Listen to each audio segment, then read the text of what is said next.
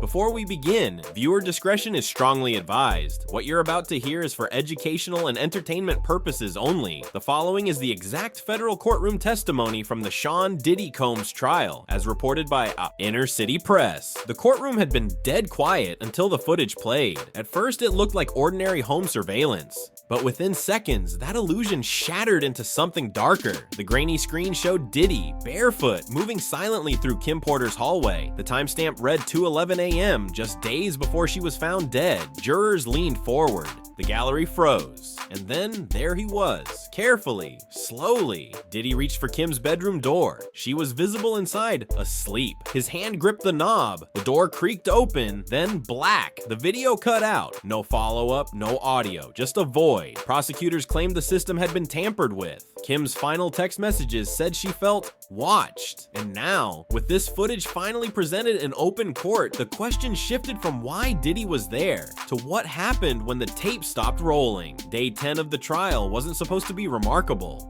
Procedural motions, technical witnesses, nothing headline-worthy. But at 2:07 p.m., that changed. The lead prosecutor rose and asked to present a piece of evidence that, until then, had remained sealed. When the judge granted the request, a ripple moved through the gallery. Even Diddy's attorneys looked rattled. 2 monitors were rolled in. The courtroom lights dimmed. Jurors straightened in their seats. The screen lit up. It was surveillance footage, black and white, low res, time-stamped at 2:11 a.m. on November 13th, 2018, just 3 nights before Kim Porter was found dead in her Toluca Lake home. The footage came from a hallway camera.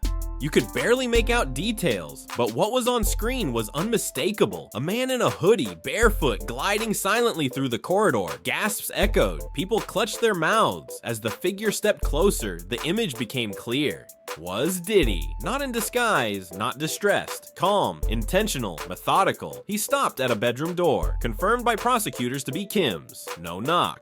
No hesitation, just a slow turn of the handle, and he walked in, then static. For 12 full seconds, the screen showed nothing. No signal, no backup, no sound. When the footage resumed, the door was shut. The hallway was empty. Diddy was gone. No one in the room said a word. Jurors sat pale and still. Reporters scribbled in a frenzy, too afraid to look away. Diddy leaned in toward his attorney, whispering. His eyes flicked between the monitors and the jury box. The prosecutor stood still, then spoke with chilling calm. Ladies and gentlemen, this is what was captured 3 nights before Miss Porter was found dead. The video, she said, had been authenticated. It had remained sealed only due to chain of custody concerns. Now that it was public, the tone of the trial shifted drastically. This wasn't speculation anymore. No one laughed, no one blinked. Something had shifted. Everyone felt it. Even before the footage was shown, prosecutors made sure to set the stage. Not just with what the video revealed, but with who it was about. Kim Porter wasn't just an ex-girlfriend. She was the mother of 3 of Diddy's children, a longtime confidant, a woman who had seen behind the curtain of one of the most powerful men in entertainment. But behind closed doors, Kim had become something else. Someone who perhaps knew too much. For nearly 20 years, she'd been orbiting the center of Diddy's world. Business meetings, private parties, backstage secrets. And in her final weeks, multiple friends said Kim grew anxious, paranoid even. She reportedly told one of them, "If I ever tell the full story, none of them survive it." That line echoed through the courtroom when it was read aloud. Prosecutors presented entries from Kim's handwritten journal dated October 2018. One entry read, "They think I'll stay quiet forever, but I'm tired. If something happens to me, it wasn't an accident." The courtroom held its breath. Kim had also been speaking with an investigative journalist. In a sealed deposition, that journalist said Kim was preparing to go public with documents, names, and stories that could blow everything open. Private jets, NDA agreements, parties behind locked doors. She knew she was in danger. Text messages confirmed she'd been contacting a lawyer about writing a memoir. She was careful, but determined. "I don't want revenge," one message said. "I just want the truth out before it's too late." The prosecution argued that the stakes were bigger than anyone realized. Kim Porter wasn't just a witness. She was a threat, the kind that powerful people don't just ignore. What truly shook the courtroom wasn't just Diddy slipping into her bedroom. It was the bigger implication that Kim had been preparing to speak out and died before she could. Jurors looked shaken, pale, haunted. What had started as a creepy surveillance clip was now being reframed as the closing chapter in the life of a woman who tried to speak and may have been silenced. The prosecution wasted no time. They laid out the sequence of events with chilling clarity. At 9:30 p.m., Kim Porter's teenage daughters left the house. They were with their cousin, just heading out for a quick dinner. Kim stayed behind, alone. Her nanny had clocked out earlier. There were no guests, no appointments, no visitors expected. By 10:45 p.m., interior footage showed Kim pouring herself a glass of tea. Then she walked down the hallway and went to bed. Lights off, curtains drawn. The house went quiet. And then, at exactly 2:11 a.m., everything changed. That's when the hallway video, now infamous, was captured. The same one shown to the jury. The moment Diddy entered through a side door. No chime, no alarm. The main entrance showed nothing. Only one camera caught him. According to the security system's metadata, that particular side door required a private override code. Not a fob, not a key. A code only given to people who were trusted, or at least used to be. Diddy's attorneys argued he had every right to enter. They claimed he'd used that same code dozens of times over the years, that it was nothing unusual, but the prosecutors didn't buy it. They didn't want to talk about what was visible. They wanted to focus on what wasn't. No knock, no call, no heads up. The lead prosecutor said he didn't arrive as a guest, he crept in like a shadow. And then came the play-by-play. In the video, Diddy moves quietly. No shoes, slow steps. His movements are precise, measured. Still, images zoomed in on his face, clenched jaw, narrowed eyes. At the end of the hallway, he stops, just for a second, like he's listening. Then, without a word, he opens the bedroom door and walks inside. The screen went black. Full seconds of darkness. No sound, no footage, just a void. The jury didn't move. Everyone in the room knew what that meant. But the prosecution didn't stop there. They called in a digital forensics expert, a specialist in home surveillance systems, someone who knew exactly what a system like Kim's was capable of. He was direct. This wasn't a malfunction, he told the court. This was intentional. He explained the logs, how the feed had been remotely accessed at precisely 2:14 a.m., the same moment the footage disappeared. The only feed interrupted. The one outside Kim's bedroom, not the kitchen, not the front door, just that one, and only for those 12 seconds. It wasn't a system crash, it wasn't low memory. He showed logs proving the cameras had operated perfectly before and after that night. No outages, no dropped frames. The interruption, he said, required root access, an administrator login, something only a select few had. The defense tried to push back. They floated the idea of a software update, maybe interference, maybe a coincidence. The expert shook his head. The last firmware update was 2 weeks earlier. There hadn't been a single issue in 60 days. It wasn't a glitch, it was a manual blackout. Then came the next blow. A second witness, the very man who installed the system, was called to testify. He looked at the jury and confirmed. Only 3 people had the credentials to shut off that camera. Kim Porter, her head of security, and Sean Combs. That's it. No tampering, no hacking, no brute force attempts, just a clean, authenticated login. The courtroom buzzed. The prosecutor followed up immediately. So you're saying the only people who could have shut that camera down were the victim, her bodyguard, or the man sitting right there? The witness didn't blink.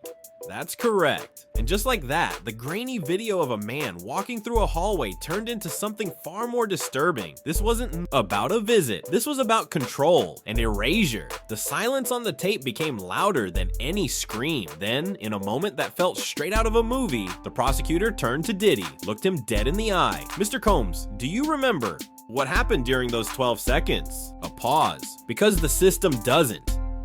Diddy didn't say a word. He didn't need to. Everyone had already seen the part where he entered. Now it was what they didn't see, the missing piece, that felt more damning than anything else. When the surveillance expert stepped down, the courtroom turned their eyes back to Diddy. Up until now, he'd worn the same face every day. Stoic, confident, rehearsed, calm exchanges with his lawyers, a polished exterior, but not now. Now, he looked shaken. He leaned in toward his attorney, whispered something, quickly wiped his brow, again and again. Then he placed both hands on the defense table, gripped the edge, sat still, head down, like he was trying to find his center. The courtroom sketch artist didn't miss it, captured the clenched jaw, the whitened knuckles, the tension rising beneath his skin. This was no tabloid accusation, no headline rumor. This was real, under oath, on camera. And the footage wasn't the only thing speaking. Prosecutors let the moment breathe. Let the jury watch him shift, watch the cracks form in a carefully controlled performance. Because sometimes it's not what a man says that condemns him, it's what he can't explain. And in that courtroom, with the lights dimmed and silence all around, Diddy's 12 seconds of darkness spoke volumes. One by one, reporters scribbled headlines like, "Diddy cracks under pressure." And the second his facade slipped, the internet ignited. No cameras were allowed in the courtroom, but that didn't matter. The descriptions alone went viral. Within minutes, hashtags trended, and then right on cue, the prosecutor stood up. In his hand was a printed still, a single image, frozen in time. It was pulled from hallway surveillance, moments before Diddy stepped into Kim's bedroom. The photo was grainy but damning, his face lit only on one side, eyes locked straight into the camera, zoomed, enhanced. What stared back wasn't fear, it wasn't guilt, it was awareness, calculated, cold. He saw the camera and looked anyway. Ladies and gentlemen of the jury, the prosecutor said, raising the image high, this is not a man surprised to be caught. This is a man who expected to be invisible. The words landed like a gut punch. Diddy, still and quiet for most of the trial, finally shifted in his chair, just slightly, but enough. He looked, for the first time, like a man who realized the walls were closing in, and as the digital evidence continued to stack, the prosecution changed direction. They turned the focus onto Kim Porter, and what she'd been saying in the days before she died. It started with text messages, pulled from her cloud backup, a log of secure communications dated between November 10th and November 14th. In those 4 days, Kim sent over 40 messages, to close friends, to her attorney, to someone listed only as an unnamed journalist, someone she'd been speaking to about a private expose. One message read, "He was here again last night. I didn't see him, but I heard someone in the hallway. Cameras didn't catch it. It's like he knows when they're off." Another, sent just 48 hours before her death, was even darker. "If I'm gone, please tell the truth. I'm done covering." For him, that final message stayed on the courtroom screen, untouched, for 15 long seconds. Her friends later described her as paranoid during those final days. But not irrational, not delusional, like someone who knew they were being watched. She turned down invites, backed out of public events, and told a friend in words that now echo with eerie clarity, "I feel like I'm being moved off the board." Then came the voicemail, grainy, quiet, but unmistakable, played aloud in the courtroom. Kim's voice, low, unsteady. "He's back. I heard the gate. He's not supposed to be here, but the code still works. I locked my door.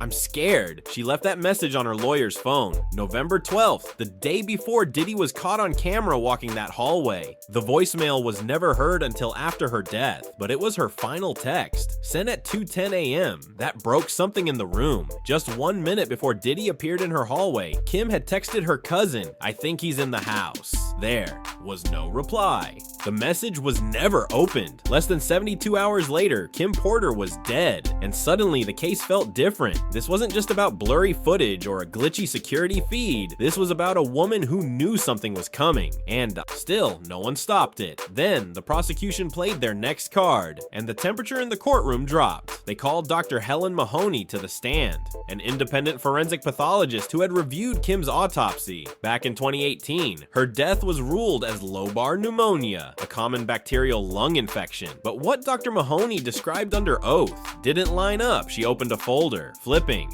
through annotated scans. "The timeline doesn't match what we typically see," she said. "There are inconsistencies, not in the presence of illness, but in its progression. Kim had undergone a full health screening just weeks before.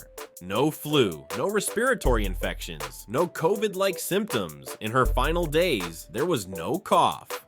No fever, no shortness of breath. No one, staff or family, saw any signs of pneumonia, but there was something else." Dr. Mahoney showed a toxicology chart, sedatives, elevated levels, too high for typical sleep aid use. "These are levels we usually see in surgical prep," she said, "or chemical restraint." Murmurs echoed through the gallery. Diddy's lawyers objected, but the judge waved them down. The testimony would stay. Dr. Mahoney went further.